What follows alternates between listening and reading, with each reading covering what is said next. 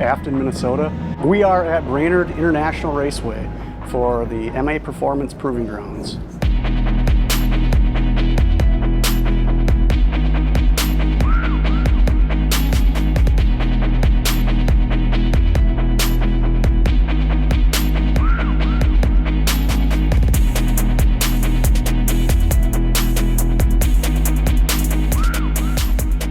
So the car is a 1992 Eagle Talon. Owned this car since 1997. Started out as a daily driver, taking it on road trips when I was in college with my wife. Had it in Colorado, went to Pikes Peak with it, had like plug-in coolers in the trunk, took it to California, ran the 101 freeway up, had just minor bolt-ons. Car probably ran high 12s at that time. Every winter, it slowly kind of progressed into the state where it is now. So 24 years later.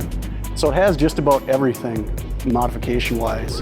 From drivetrain, it's got a PPG dog box with a limited slip front diff in it. It's got a full billet transfer case, boost in midsection, Magnus front and gears, drive shaft shop, carbon fiber drive shaft, 3000 GT rear end, two-wheeler subframes in both front and rear, steering and Ford 3000 GT upgrade. It's got DSM axles, front and rear, pro level axles. It's a 2-liter motor, filled aluminum rod motor, all done by MAPerformance. It's got a stage 5 cylinder head with GSC S3 cams.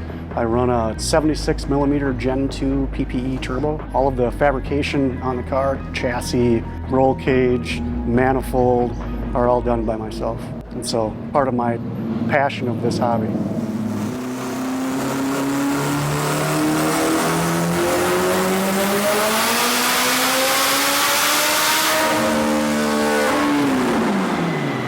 You know, we're in Minnesota, right? We've got long winters.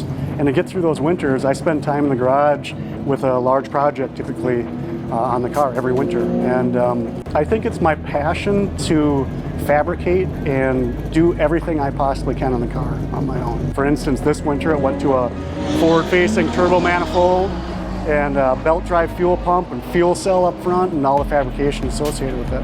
I didn't know how to notch tubes. I didn't know how to TIG weld. I bought a TIG welder. I bought all the hole saw, you know, cheap Woodward Fab tube notcher, and I had some input from my friends, and I had a buddy come over, and he helped me kind of just give me the pointers, right? Didn't do any of the work, but just gave me the pointers. And so I had to teach myself how to TIG weld. And so I think what really sets me apart is just the personal passion I have for wanting to learn new things and be able to implement them on the race car. And so I think of it as 90% of this hobby is building the car, and 10% is the bonus of driving it. The biggest hurdle is probably keeping it together. And then it's my driving.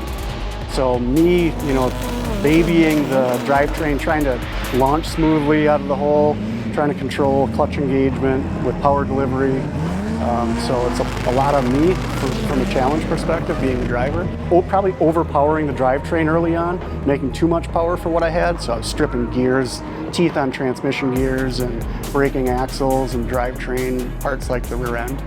But the motors have been really solid in the earlier stages. It's always been drivetrain. But for me, when you get past like, you know, a low 9-second car, I feel like I have time to think in the car. I have time to react. And once I started running in the 8s, it turns more into like muscle memory, and you just don't have time. There's adrenaline happening, there's higher G-force except through the acceleration, and you just don't have time to look at things and monitor things. So it's more intuition. Even though you're looking at a shift light, it's really kind of muscle memory, and just so much more violent in the car. So for me, it's shift lights, period. And so I could take away all my dash, all my gauges, everything, because I completely ignore them. That's more like looking at the health state before I leave the line. It's like you're flipping all the switches in an airplane. I've checked my oil pressure, I got fuel pressure, everything's good. My coolant temps are great, my oil temp is great, right? And then just shut it all out and just focus on the shift light.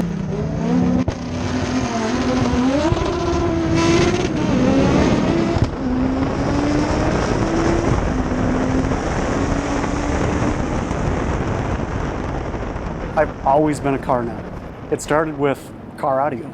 So I was big into car audio. I didn't even have a car yet. I didn't have a driver's license, and I was already designing a car audio system. I took, I think I was 15 years old, and I took like a low voltage technician, and I think I was the youngest person that had taken the test, passed, and I went to work for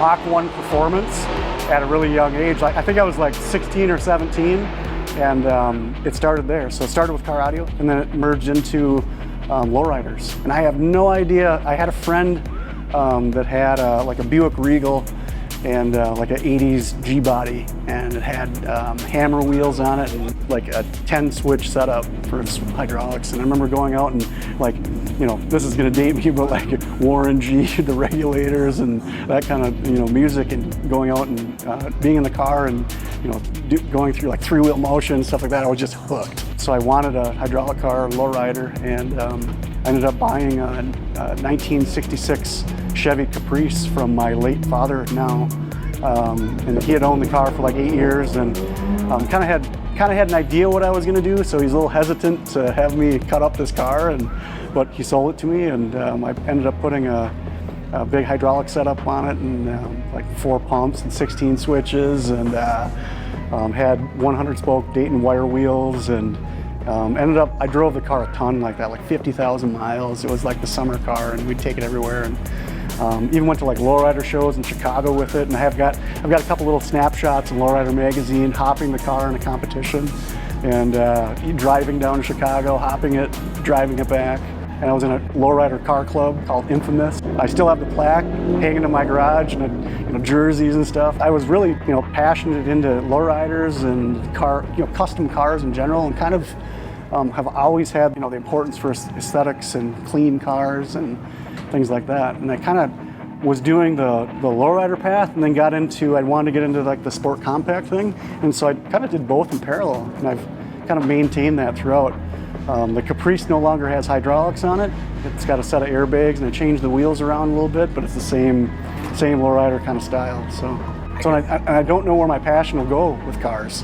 I think it's going to always be a lifelong thing. I'm exploring getting an electric vehicle next, and I think it'll tie both into my career that I've established and the next steps in how to innovate in motorsports.